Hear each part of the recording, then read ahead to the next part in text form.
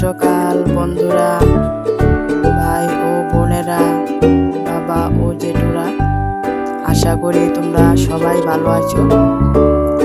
আর আজকের ভাষাটা আমি বাড়ি করে যেভাবে বলি এইভাবে বলবো, তোমরা শুনে নাও। দেখো, আমি সকালবেলার কাজটা করছি, কারণ এখনো রৌদ্র বাড়ছে না, রৌদ্রিতে যেতে পারি না, তার জন্য আমরা বাড়ির কাছের থেকে কিছু গোবর আনলাম। তো আমি এই জায়গাটাতে সবসময় সবজি করি। আমরা মেয়েরা তো সবসময় বাপের ঘরে থাকতো, বাবা মান মর্যাদা সব কিছু ঠিক রেখে চলতে হয়। আবার শ্বশুর বাড়িতেও দেখতে হয়। বন্ধুরা, আমার সবজি গাছে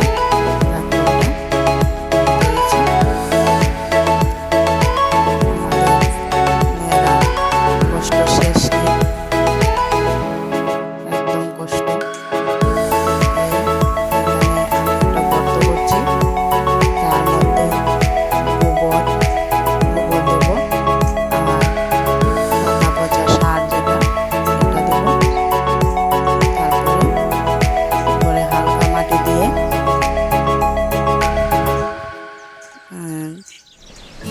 যেটা আমরা বলি পাতিলাউ, এই গাছটা আমি লাগাবো। প্রতি বছরই লাগাই, এবারও লাগাবো। দেখে নাও,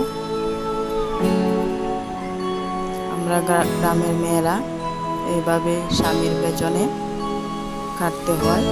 এই যে দেখো, আমার একটা লেবু গাছ, প্রচুর লেবু দিয়েছে এবার।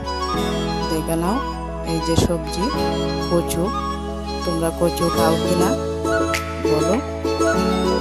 কচু লাগিয়েছি, লতিও খেতে পারি।